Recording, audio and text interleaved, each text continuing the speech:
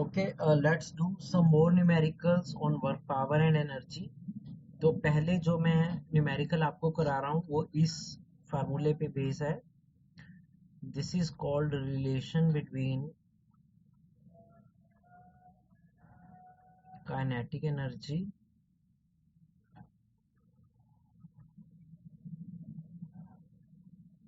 And linear momentum. तो आपको ये रिलेशन पता होना चाहिए कि एक बॉडी की काइनेटिक एनर्जी को हम उस बॉडी के लीनियर मोमेंटम के टर्म में भी लिख सकते हैं.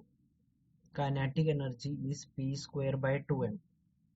तो ये आपको रिलेशन याद रखना है कि kinetic energy P square by 2m होता है. तो यहाँ पर p उस बॉडी का लीनियर मोमेंटम है जो कि आगे प्रोडक्ट होता था मास इनटू वेलोसिटी का.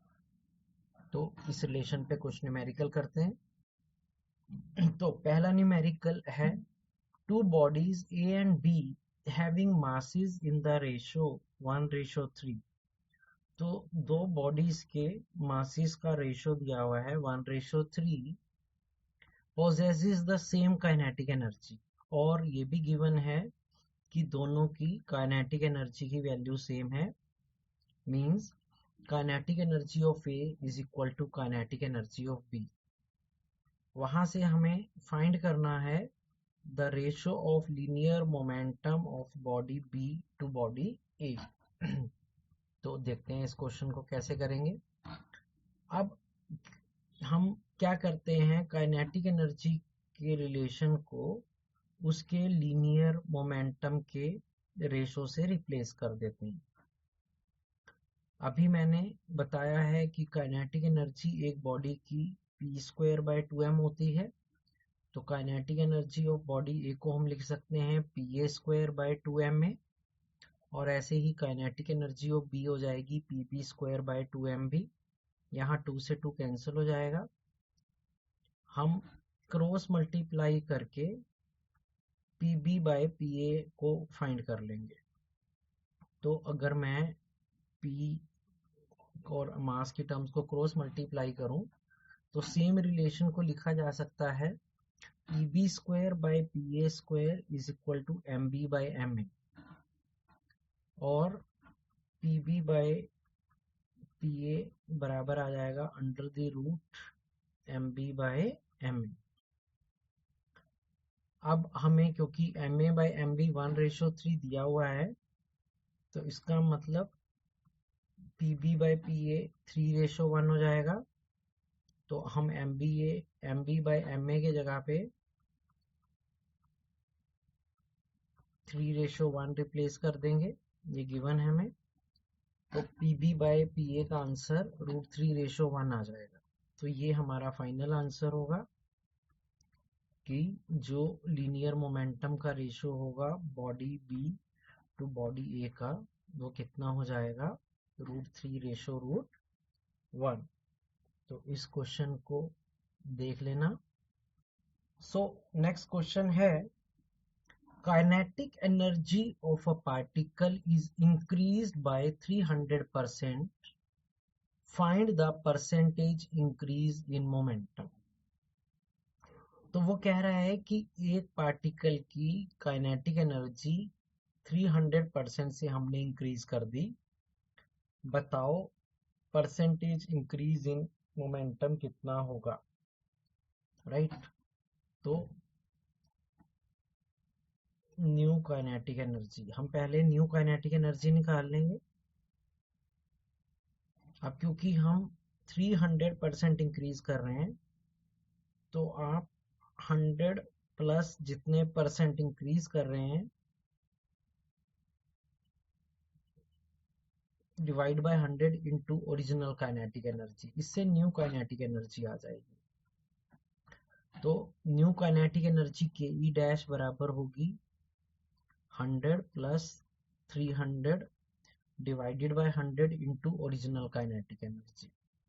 राइट। अगर 20% इंक्रीज किया होता तो ये 300 की जगह में 20 लिखना होता। तो हम यहाँ से न्यू काइनेटिक एनर्जी डैश निकाल देंगे। ये हो जाएगा 100 + 300 400 by 100 of original kinetic energy. ये 2 0 से 2 0 कैंसिल हो जाएंगे। तो हमने सबसे पहले फाइंड कर लिया कि जो न्यू काइनेटिक एनर्जी होगी वो 4 टाइम्स हो जाएगी ओरिजिनल काइनेटिक एनर्जी के। अब हमें परसेंटेज इंक्रीज इन मोमेंटम बोला है। हम इस काइनेटिक एनर्जी के रिलेशन को मोमेंटम के रिलेशन से रिप्लेस कर देते हैं। अब आपको पता है कि काइनेटिक एनर्जी p²/2m होती है। तो हम काइनेटिक एनर्जी के जगह p²/2m रिप्लेस कर सकते हैं। डैश का मतलब न्यू वैल्यू और बिना डैश का मतलब ओरिजिनल वैल्यू। तो p'²/2m बराबर आ जाएगा 4 × p²/2m। मास में चेंज नहीं होगा क्योंकि जनरली मास एक बॉडी का कांस्टेंट होता है। ये 2m से 2m कैंसिल हो जाएगा। तो p' बराबर आ जाएगा 2p, क्योंकि जब इसका अंडर रूट लेंगे तो 4 का अंडर रूट 2 हो जाएगा। तो हमने निकाल लिया कि न्यू मोमेंटम ओरिजिनल मोमेंटम का 2 टाइम्स हो जाएगा। अब हमें परसेंटेज इंक्रीज इन मोमेंटम बोला है। जब भी किसी चीज में परसेंटेज इंक्रीज निकालना होता है वो होता है new value minus original value divide by original value into 100। तो न्यू वैल्यू हो गई मोमेंटम की p' जो 2p के बराबर है। ओरिजिनल वैल्यू मोमेंटम की p थी, divide by original value p into 100। इसे हम सॉल्व कर लेते हैं and we will get the answer.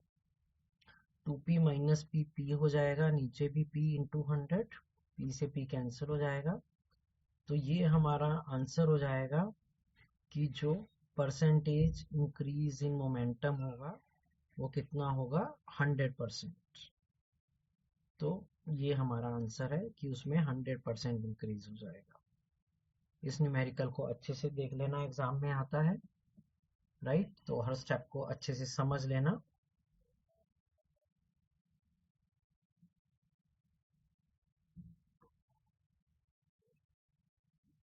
Okay, next question की तरफ चलते हैं। Example 6.26। The position x of a particle of mass 1 kg moving along x-axis is given by। तो वो कह रहा है एक बॉडी x एक्सिस में मूव कर रही है। तो ये मान लो एक बॉडी है जो x एक्सिस के अलोंग मूव कर रही है और उसकी पोजीशन टाइम के साथ चेंज होती जा रही है क्योंकि वो मोशन में है। और उसका रिलेशन दिया हुआ है x = ½ t² metres. Find the work done by force on it in time interval 0 to 3 second. तो बताओ कितना वर्क डन करेगी वो फोर्स जो इसे मूव कर रही है in the time interval 0 to 3 second. हाँ जी, हमें वर्क डन निकालना। अब हमें पता है कि कोई भी फोर्स काम कर रही है, work done by all forces, चाहे वो कंजर्वेटिव फोर्स हो या नॉन कंजर्वेटिव फोर्स हो, तो उन फोर्सेस के द्वारा जो वर्क डन होता है बॉडी पे वो डेल्टा के बराबर होता है, चेंज इन काइनेटिक एनर्जी। इसे हम वर्क एनर्जी थ्योरम कहते हैं, जो हमने डिराइव भी की थी। अब हमें वर्क डन निकालना है, उसके लिए हमें चेंज इन काइनेटिक एनर्जी चाहिए और चेंज इन काइनेटिक एनर्जी होती है फाइनल माइनस इनिशियल। तो फाइनल काइनेटिक एनर्जी हो जाएगी ½ mvf² और इनिशियल हो जाएगी ½ mvi²। यहाँ से हम ½ m कॉमन ले लेंगे तो vf² माइनस vi²। अब मेरे को नजर आ रहा है कि वर्क डन निकालने के लिए मुझे उस बॉडी की फाइनल वेलोसिटी और इनिशियल वेलोसिटी चाहिए, क्योंकि वो गिवन नहीं है। हाँ, मास गिवन है, उसका हम यूज कर लेंगे। तो अभी इस नॉलेज को हमने इक्वेशन 1 कह के रख दिया है और अब हम दिमाग लगाते हैं कि कैसे हम उस बॉडी की फाइनल और इनिशियल वेलोसिटी निकाल पाएंगे। तो वो हम इस पोजीशन टाइम रिलेशन से निकाल सकते हैं। वी नो, हमने पिछले चैप्टर्स में पढ़ा है कि अगर एक बॉडी मूविंग है तो उसकी जो इंस्टेंटेनियस वेलोसिटी v होती है वो हम dx/dt करके फाइंड कर सकते हैं, यानी कि derivative of change in position with respect to time. तो हमें d/dt लेना है x का, x यानी कि t²/2। अब डेरिवेटिव की नॉलेज अप्लाई करते हैं। t²/2 का क्या डेरिवेटिव होगा? इसमें जो नीचे 2 है 1/2 वो तो बाहर आ जाएगा, बचेगा t²। अब t² का जो डेरिवेटिव होगा वो 2t⁻1 हो जाएगा। मैंने ये कई बार पहले बताया हुआ है, डेरिवेटिव में पावर फंक्शन में पावर आगे आ जाती है और पावर एक वैल्यू से कम हो जाती है। तो मैंने 2 पावर को आगे लगा दिया t के और उसकी पावर 1 से कम कर दी, 2 - 1 1 हो गई। तो यहाँ से मैंने वेलोसिटी टाइम रिलेशन निकाल लिया कि वेलोसिटी टाइम के इक्वल होगी, यानी कि जितना टाइम होगा उसके अकॉर्डिंग ही वेलोसिटी होगी। अब हम यहाँ से वी आई निकाल लेंगे, इनिशियल वेलोसिटी। जब टाइम 0 सेकंड है तो 0 ही हो जाएगी, और ऐसे ही हम फाइनल वेलोसिटी निकाल लेंगे जो as per given question 3 second पे थी, तो 3 सेकंड पे 3 मीटर पर सेकंड हो जाएगी। तो हमने फाइनल और इनिशियल वेलोसिटी को फाइंड कर लिया। अब बड़े इजीली हम इक्वेशन 1 से इसका आंसर निकाल सकते हैं। फ्रॉम इक्वेशन 1 हमारा वर्क डन आ गया हाफ, मास, बॉडी का मास हमें न्यूमेरिकल में दिया हुआ है 1 kg।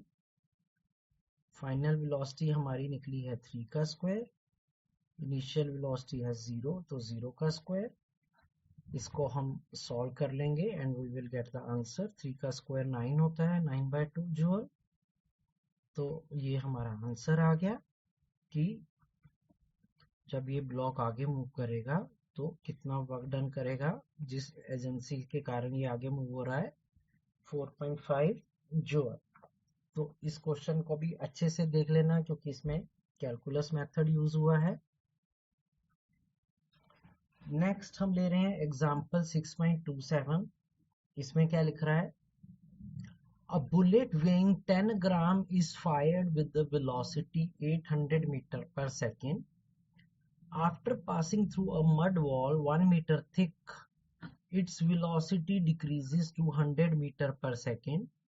Find the average resistance offered by the mud wall. तो इसका हम मतलब समझते हैं। वो कह रहा है एक मड की बनी हुई एक दीवार है, तो ये एक वॉल है मड की बनी हुई 1 मीटर थिक,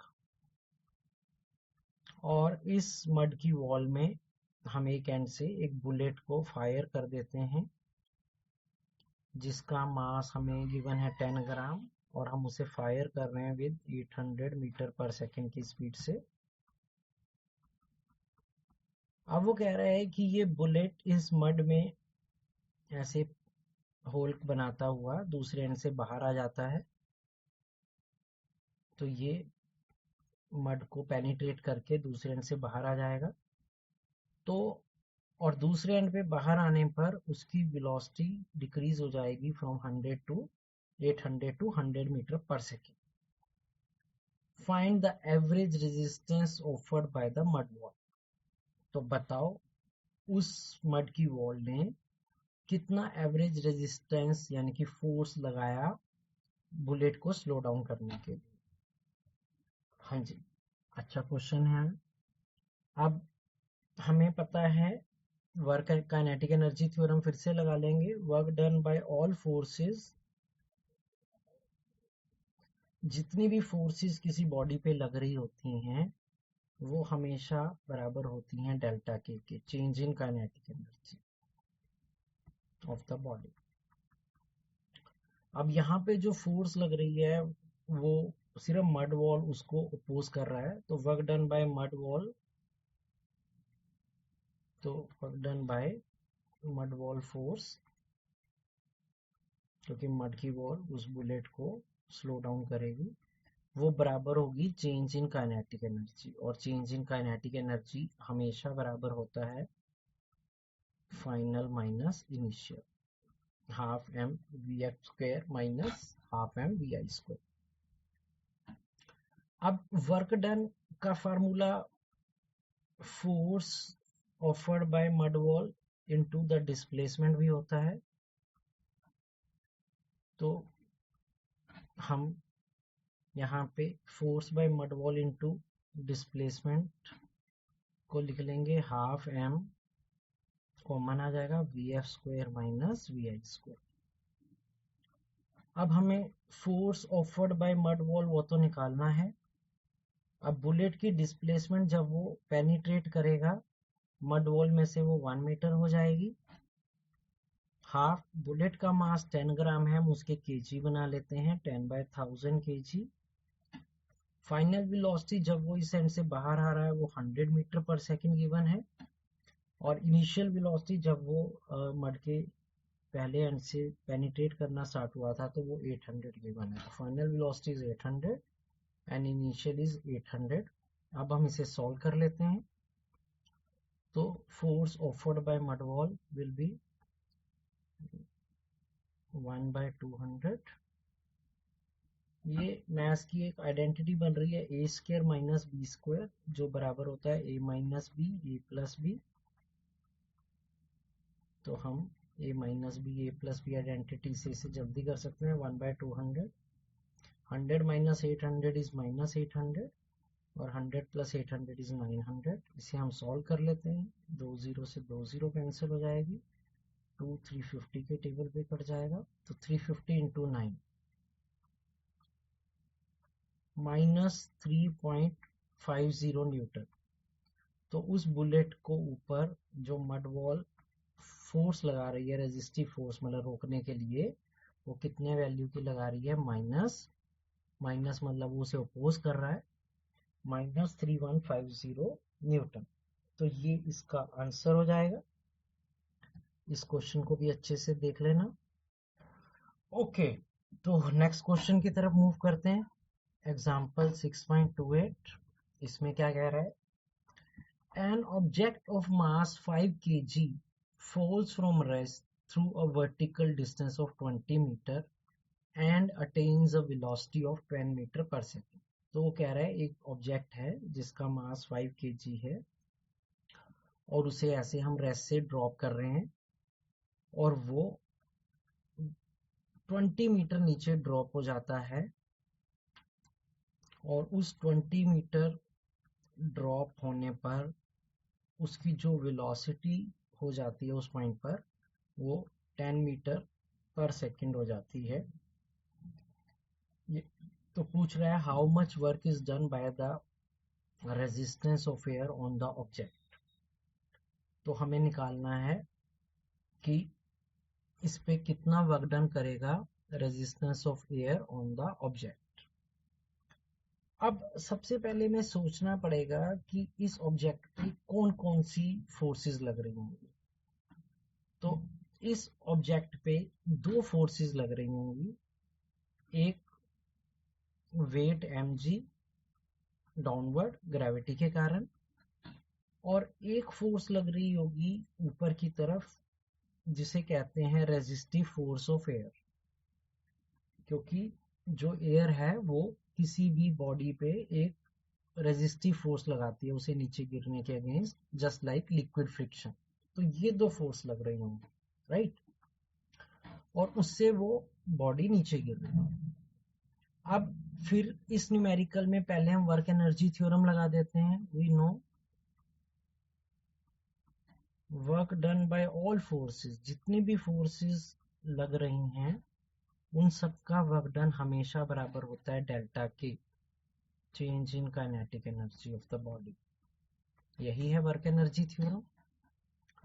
अब जैसे मैंने बताया कि वर्क डन 2 फोर्सेस कर रही हैं, एक work done by weight mg plus work done bye resistive air. तो यहाँ पर दो फोर्सेस वर्क डन कर रही हैं, एक उसका वेट mg और एक वर्क डन बाय एयर, और वो बराबर हो जाएगा change in kinetic energy, that is half m vf square minus half m vi square. यहाँ तक क्लियर है। अब वेट mg कितना वर्क डन करेगा? अब वेट mg की फोर्स नीचे लग रही है mg, डिस्प्लेसमेंट भी नीचे हो रही है h, और इनमें एंगल बन रहा है 0 डिग्री, क्योंकि आप ध्यान से देखो वेट mg फोर्स भी डाउनवर्ड लग रही है और h डिस्प्लेसमेंट भी नीचे हो रही है, तो work done fs cos theta होता है। तो फोर्स हो गई mg, डिस्प्लेसमेंट हो गई h cos 0 डिग्री, और वर्क डन बाय एयर निकालना है, राइट साइड में हाफ m कॉमन आ जाएगा, vf square minus vi square.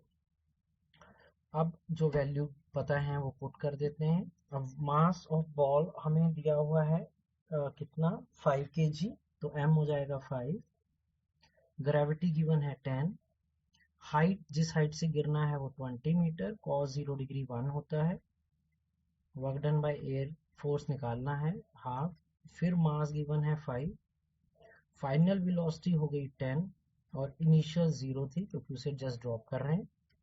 इसे हम सॉल्व करते हैं तो ये हो जाएगा 1000 plus work done by air is equal to 5/2 into 10 का स्क्वायर 100। ये 2 के टेबल पे 20 कट जाएगा, 25 से 100 होता है, 1000 को उस तरफ ले जाएंगे तो मेरा वर्क डन आ गया, वर्क डन बाय एयर कितना आ गया -900 जूल। थोड़ी सी करेक्शन, यहाँ पे मैंने कैलकुलेशन गलत कर दी, ये 2 के टेबल पे जब जाएगा तो यहाँ पे 50 आना चाहिए था, 2 50 ज़ा 100, तो 55 ज़ा 250, तो 250 माइनस 100,000, तो work done by air -750 joule होगा। नेगेटिव वर्क डन कि वो उस बॉडी पे को रोक रहा है, चला नहीं रहा है, तो ये हमारा आंसर हो गया, work done by air resistive forces -750 joule. NCERT type question है तो प्लीज इसको भी अच्छे से देख लेना। अगले क्वेश्चन में कह रहा है example 6.29, a particle of mass m moves with velocity v is equal to a root x। तो एक बॉडी की वेलोसिटी उसकी पोजीशन या डिस्प्लेसमेंट से एक रिलेशन से वेरी कर रही है, v is equal to a root x, where a is some constant, a constant value है और x उसकी डिस्प्लेसमेंट है, और हमें पूछ रहा है what is the total work done by all the forces during a displacement from x is 0 to x is equal to d। तो हम पहले इसकी इनिशियल वेलोसिटी निकाल लेते हैं व्हेन x is 0। अगर हम x को 0 पुट करेंगे तो वेलोसिटी भी 0 हो जाएगी, और ऐसे ही हम उसकी फाइनल वेलोसिटी भी फाइंड कर लेते हैं इस रिलेशन से व्हेन x is d। तो फाइनल वेलोसिटी हो गई a√d मीटर पर सेकेंड, राइट। अब हम बार बार वर्क एनर्जी थ्योरम कर चुके हैं कि work done by all forces, जितनी भी फोर्सेस उस बॉडी पे लग रही हैं उन सब का वर्क डन हमेशा बराबर होता है चेंज इन काइनेटिक एनर्जी का इक्वल। तो work done by all forces is equal to half m vf square minus half m vi square. अब इसमें हम वैल्यू पुट कर देते हैं, हाफ m vf है a√d का होल स्क्वायर और हाफ m vi है 0 का स्क्वायर। इसे हम सॉल्व कर लेते हैं, ये हो जाएगा half m a square d। तो ये हमारा आंसर आ गया कि work done by all forces किसके बराबर होगा, half m a square d। Value तो गिवन नहीं, ये हम पुट कर दें तो यही फिर फाइनल आंसर गिना जाएगा। तो इस न्यूमेरिकल को भी देख लेना। ओके, तो नेक्स्ट एग्जाम्पल पे चलते हैं, एग्जाम्पल 6.30। इसमें क्या कह रहा है, a vehicle of mass m is moving in x direction with the constant speed। तो एक व्हीकल है, आप कार भी समझ सकते हैं। तो ये एक व्हीकल है जो कि एक्स एक्सिस के अलोंग ऐसे मूव कर रहा है। It is subjected to a retarding force, और इस पे एक रिटार्डिंग फोर्स लग रही है। रिटार्डिंग फोर्स जो इसकी स्पीड को स्लो डाउन करेगी, यानी कि वो इसके मोशन के ऑपोजिट से लग रही है। तो एक रिटार्डिंग फोर्स ऑपोजिट डायरेक्शन में लग रही है, जिसकी आंसर दिया हुआ है -0.1 एक्स। एक्स उसकी डिस्प्लेसमेंट है, माइनस साइन की वो ऑपोजिट डायरेक्शन में लग रहा है डिस्प्लेसमेंट के। कार की डिस्प्लेसमेंट राइट डायरेक्शन में हो रही है, जबकि फोर्स लेफ्ट में लग रही है। जूल पर मीटर उसका यूनिट है, उसकी ज़्यादा टेंशन नहीं लेना। During its travel from x is equal to 20 metre to x is equal to 30 metre. तो ये ओरिजिन से जब 20 मीटर से 30 मीटर आगे जाएगी तो हमें उसका चेंज इन काइनेटिक एनर्जी निकालना है, राइट। तो ये क्वेश्चन है। अब चेंज इन काइनेटिक एनर्जी के लिए हमें final velocity minus initial velocity चाहिए, या हम अगर वर्क डन निकाल लें ऑल फोर्सेस का तो वो भी चेंज इन काइनेटिक एनर्जी होता है। तो हम वही नॉलेज लगाएंगे। We know work done by all forces, जितनी भी फोर्सेस इस बॉडी पे लग रही होंगी मोशन में, वो चेंज इन काइनेटिक एनर्जी के बराबर होंगे। वैसे इस पे सिर्फ एक ही फोर्स लग रही है, ये रेजिस्टिव फोर्स। तो इस नॉलेज से मुझे समझ में आ रहा है कि अगर मुझे चेंज इन काइनेटिक एनर्जी निकालना है, तो अगर मैं वर्क डन बाय ये वाली फोर्स निकाल लूँ तो मेरा वर्क डन निकल आएगा। अब क्योंकि ये फोर्स वेरी कर रही है, क्योंकि वो पोजीशन पे डिपेंडेंट है, तो हमें पहले उसका टोटल वर्क डन निकालने के लिए पहले हमें स्मॉल वर्क डन निकालना पड़ेगा, small work done bye resistive force. तो हमें कैलकुलस मेथड यूज करना पड़ेगा। अब कोई भी रेजिस्टिव फोर्स या फोर्स का जो स्मॉल वर्क डन होता है वो F vector dot D x vector होता है। It is the dot product of force and displacement. तो वो फर्दर बराबर हो जाएगा modulus of F modulus of D x into cos, जो उनके बीच में एंगल बन रहा है। अब बॉडी की डिस्प्लेसमेंट राइट साइड हो रही है, यानी कि डी एक्स राइट साइड है, जबकि फोर्स लेफ्ट साइड लग रही है, तो इनमें एंगल 180 हो जाएगा। अब हम जो भी वैल्यू हमें गिवन है या रिलेशन गिवन है वो पुट कर देते हैं। अब फोर्स गिवन है -0.1 एक्स, डी एक्स का मॉडुलस और cos 180 होता है -1। तो ये हम स्मॉल वर्क डन निकालने में सक्सेसफुल हो गए कि जो भी फोर्स इस पे लग रही है उसका जो स्मॉल वर्क डन होगा वो किस रिलेशन से होगा, -0.1 एक्स डी एक्स। अब हम टोटल वर्क डन निकालने के लिए इसको इंटीग्रेट कर देते हैं। तो integrating both sides with in proper limits. अब राइट साइड में लिमिट x में है, क्योंकि हम dx यानी कि x का इंटीग्रेशन ले रहे हैं। तो as per given question x 20 metre है, तो वो 20 मीटर लोअर लिमिट होगी जहां से हमें वर्क डन फाइंड करना है initial to x is equal to 30 metre. और लेफ्ट साइड में इंटीग्रेशन ऑफ dw इस इंटरवल का निकालना है, यानी कि 0 से w। तो हम इंटीग्रेशन के रूल अप्लाई कर देते हैं। आपको कई बार कराया हुआ है, dw का इंटीग्रेशन w हो जाता है, -0.1 कॉमन आ जाएगा, x की पावर 1 का इंटीग्रेशन x² हो जाता है।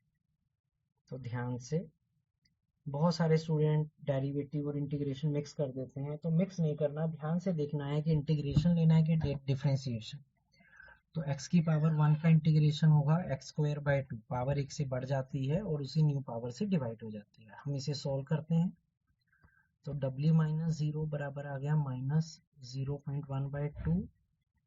x के जगह पहले अपर वैल्यू पुट कर देते हैं लिमिट की, यानी कि 30, फिर माइनस साइन और उसी x के जगह लोअर लिमिट 20, तो 30² - 20², क्योंकि x 30 है अपर लिमिट में और x 20 है लोअर लिमिट में। हम इसे सॉल्व करते हैं, तो ये वर्क डन अब आ जाएगा 0.1/2 इंटू 30 का स्क्वायर होता है 900, 20 का स्क्वायर 400, 900 माइनस 400 इज 500, ये 250 के टेबल पे कट जाएगा।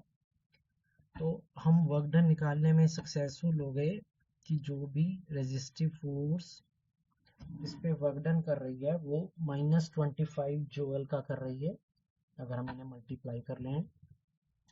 और हमें पता है कि work done is change in kinetic energy, तो जो change in kinetic energy of body होगा वो भी -25 जूल हो जाएगा, राइट? जो हमें एग्जामिनर ने निकालने को बोला था, what is the change in kinetic energy. Negative में आ रही है मतलब काइनेटिक एनर्जी कम हो जाएगी, मतलब वो बॉडी स्लो डाउन हो जाएगी। तो आज की क्लास में जितने भी न्यूमेरिकल कराए हैं फर्दर आगे वर्क पावर एनर्जी के, प्लीज उनको अच्छे से देख लेना। जरूरी नहीं है हर न्यूमेरिकल एक ही फ्लो में देखना है, आप एक दो न्यूमेरिकल देख के उसे अच्छे से समझ के आगे बढ़ सकते हैं वीडियो में, और इसको अपनी नोटबुक में नोट भी कर लेना है। So that's it for today's class. We will meet in the next class.